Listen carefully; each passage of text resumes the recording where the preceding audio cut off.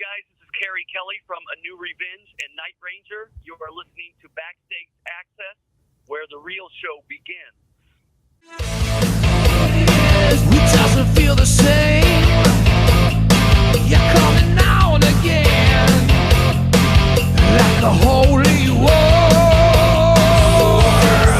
Hey, it doesn't feel the same. Hey, this is Chris with BackstageAxxess, and we are so excited to have with us today Keri Kelli, guitarist for A New Revenge as well as Night Ranger. Hey, Chris. Keri Kelli calling you here. Hey, how are you? I'm doing pretty good. How about yourself? Pretty good, thank you. So, let's talk about A New Revenge. Very cool thing you've got going on. Absolutely. So how did you and James get this all going? Oh, man. It all started, we had done a couple of tours when I was playing with Alice Cooper with the Scorpions, and mainly we did this long tour, like a month-long run in Russia. We went all the way from St. Petersburg, which is the west coast, all the way to the east coast to Vladivostok, over by Sapporo, Japan and stuff. So, I had known him in the past, in the 90s or whatever, from just being in Southern California, stuff like that. But, Sure. We're always like, hey, man, we should do something. And, on that trip, since we had a lot of off time, to be honest with you, we'd only do about 3 shows a week, 4 shows a week, so you had 3 or 4 days off during the month Okay. or each week. We just said, hey, let's really do it. And literally, and so we did. So then I said, hey, what about, who should we get or whatever? I go, my buddy Tim is awesome, Ripper Owens. And he goes, oh, yeah, that guy's great. And then, and we go, yeah, we call Rudy too. And so that's kind of literally how it started. I just called Tim first. He said, yeah, dude, I'd love to do something. Let's check it out. We called Rudy. He said, yeah, sure, let's kind of put it together. And we just gave it a shot. And had you worked with Tim and Rudy before in the past on something? Yeah, I had worked with Rudy kind of like on some jams and stuff here and there. Okay. NAMM show, which is the big music show, and then I'd run into him many times. Like he was playing with various bands, like say when we were jamming with Alice, like Blue Oyster Cult or things like that he was involved in. So we'd see each other on the road and stuff like that. And Tim I had met probably about 10 years ago through some other friends of mine here in Orange County. They have like this kind of like a pop punk band called Lit. So they had known Tim. I mean, I knew who he was, of course, but I didn't really know him. But I met Tim through them. Nice. So then I knew he was awesome, and he's a great guy, and I just called him up, and it was pretty much that easy, to be honest with you. Cool. Now, how did the band kind of evolve from just kind of getting together and jamming to deciding to, hey, we're going to write original music and we're going to go full out with this thing? Yeah, it was really natural. I mean, when we first did it, like I said, it kind of, incubated from the Russian tour. Right. That James and I did, Scorpions Alice thing, and that's how the promoter there is a big promoter. He's a buddy of ours, guy Ed Ratnikoff. He does all the bands, blah blah blah. Anyway, great guy. And he had said, hey, yeah, man, if you guys want to do something, come on, I'll promote it and come over here and whatever. So that's kind of how the whole thing started. When we first had got together and played, that's what it was. It was kind of like just a regular jam band where you jam on the songs from each guy's kind of catalog or whatever. And we went over there and we did like a couple of weeks of shows, and it was it kind of blew our mind. It was pretty successful. I mean, people were really going crazy. So, and then Ed goes, wow, this is great as well. Let's do it again, like later on in the year. We said, okay, cool. Went over again for a second time, did the same thing, kind of changed the songs around, stuff like that. But we did even a longer tour, and it was great. And then we started thinking, man, maybe we should, write our own tune. So then we kind of started like one song at a time, and it kind of just evolved into where we are now. So it's been a slow evolution, I got to tell you the truth. But, it just kind of went one step at a time, and here we are today. The thing is that everybody over the last, we started literally like 4 years ago when it was just the jam band. Okay. Had all their other projects going on. So right. It wasn't something where it was just like, hey, let's do this like in 1 month and start putting it together. It was always kind of done in pieces, while everybody kind of had time to work on it. Okay. And did everybody kind of have a hand in the songwriting on the album? Yeah, I mean, a lot of the songs, to be honest, I mean, I have my home studio here, drum room and control room, the whole 9 yards. So most of the beginning parts of the songs I kind of put together, as ideas. Okay. And I would send them over to Tim, and then Tim would kind of put his ideas on them, send them back to me. He has a little home studio to do his vocals and stuff. And then at that point, then we would kind of develop them more as a band. But yeah, it kind of just started as my little home demos, and then bounced them to Tim, and then Tim bounced them back, and then we kind of worked on them. Okay. Now, one of the things that I really liked was kind of the variety of songs on the album, because you had some that were just like really hard burning rockers, and then you had ones that were kind of reminiscent of the hair metal type thing, and great melodies in there. And I think it's a really great job at kind of pulling a little bit out of everybody's history. Was that something that you guys intentionally kind of wanted to do, or did that just kind of develop naturally as the songs progressed? Yeah, to be honest with you, I mean, I think it was very natural,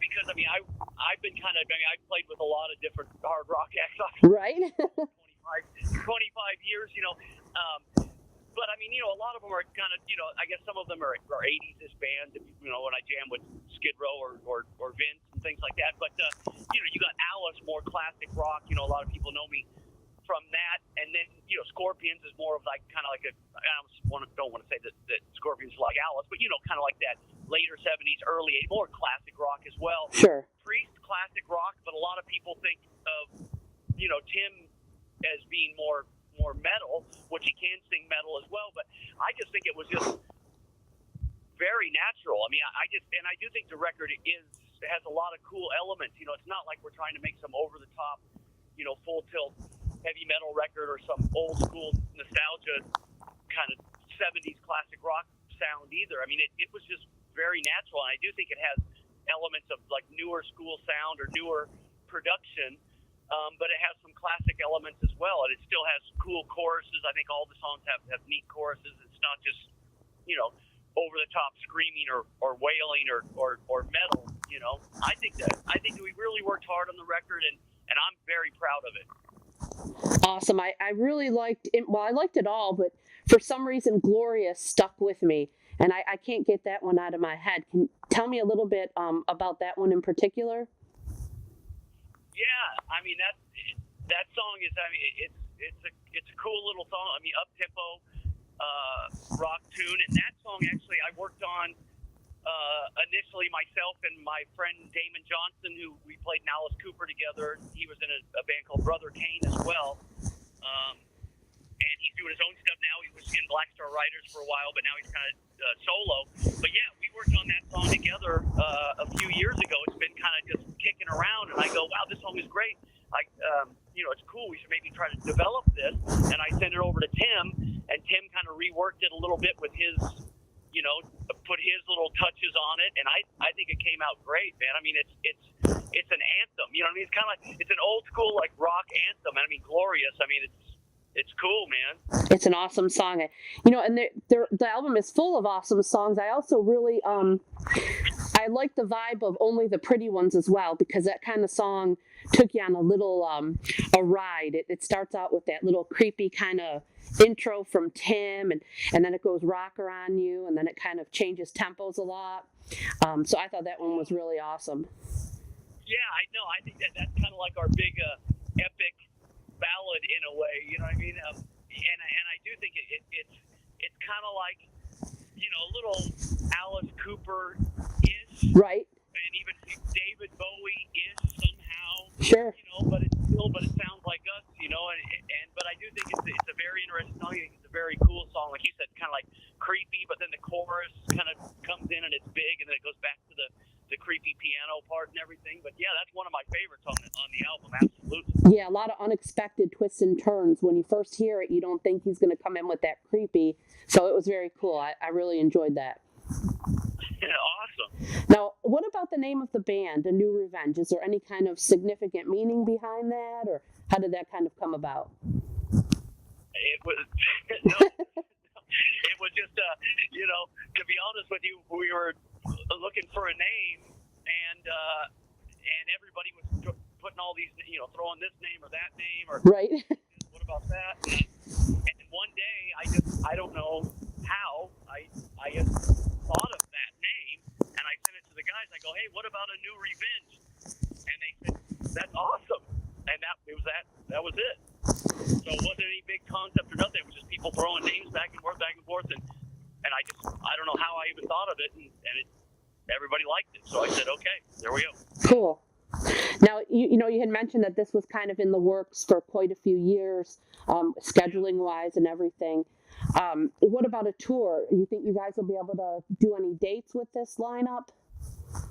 Well, we really want to, you know what I mean? But, I mean, God's honest truth, I mean, it's always been, about logistics Right. and, making it work. I mean, and that's, like I said, even in the songwriting process, when we're working on ideas, it's like it depends, everybody's schedule, depending on when they can put their 2 cents, in on the songs. I'm obviously very busy right now with the Night Ranger schedule, and we're getting into the summer touring, season. Right. So, I mean, I would love to play, and I know we're talking about some things or trying to get some things going, but I don't see it coming up anytime soon, unfortunately. I think it would probably be something that would be the end of the third quarter or maybe the fourth quarter. So that would put us, October, November, December time frame when we could really logistically plan it out with everybody's projects, the Night Ranger guys and what Tim has going on his stuff. And I know James is trying to do some things with his old band Kingdom Come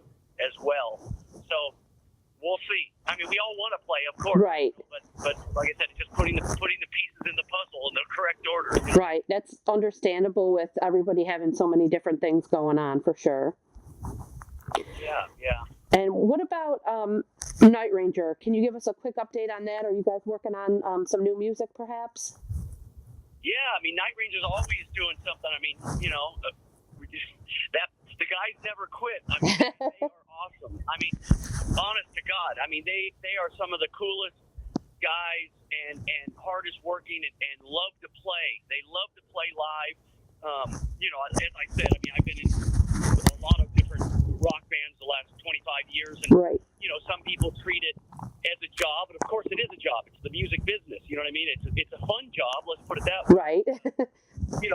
But these guys really love to, and as I do. You could probably tell when I play live, I'm really into it. But some people do call it in, and it is a job, or they don't like the other guys in the band, or this or that. All the stuff you've probably heard before. But the Night Ranger guys are great. I love them. Literally, it is like a family. Everybody gets treated exceptional, and like I said, a lot of dates this year. We got a lot of cool stuff. Japan, we got the tour with Sammy Hagar coming up. I think there's another tour with Foreigner coming up. So that's great. And yeah, we are always working on new stuff. I was actually talking to Jack. We just got back this weekend from some shows in Texas, and they were kind of like, or he was talking about what's going to go on this year. We're just kind of plotting. So it's and everybody that as well. I mean, Jack has a complete home studio. I mean, he's cut many records there. I mean, big records and stuff. And Kelly has a full studio at his house, and I've got my little studio. Brad does as well. So it's very easy for us to work on stuff, and we're always kind of throwing things around. So I don't know. I'm not the boss, but things are moving, and I know they want to do something, sooner than later as far as new music goes. We had that record. The last record came out, I think, about 2 years ago, maybe a little bit less. So I think it's time for some new Night Ranger music, in my opinion. Absolutely, for sure. I loved the last record, Don't Let Up, and you guys killed it when I saw you out on tour that summer as well. Oh, awesome! Thank you. Yeah, it's such a fun show. Anytime Night Ranger comes anywhere near here, we always try to get out and see you guys, because it's absolutely one of the funnest shows of the summer, for sure. Yeah, I mean that's what I'm saying. I mean, you can tell. I mean, all like I said, all the guys, love each other and have great times playing. I mean, on and off stage. I mean, we go, hey, what are you doing tonight? For dinner. Like if it's an off night, hey, let's hook up down. Let's go get a drink at the bar. Let's go. It's not like oh, what's he doing? I don't want to go over there. Like after all these years, I mean, those guys are still brothers, literally 30, whatever, 6 years later. Awesome. It is awesome, and it comes across when you guys play together on stage because the fans can just tell everybody's having a good time and nothing's forced when they're out there. Yeah, it's gonna. I'm hoping, with Sammy Hagar. I'm sure you've probably seen him lately. He loves to have a good time. All the cats in his band are awesome. He's got Mike on bass, Anthony and Vic on guitar. Dude, those guys are literally all about having a great time. So, that tour, we're really looking forward to that tour with those guys because it's going to be I'm calling it right now. It's going to be the Too Much Fun tour. Awesome. It's great to talk to you, and I really, really like this A New Revenge album. I can't wait till it comes out so everybody gets a chance to hear Enemies and Lovers.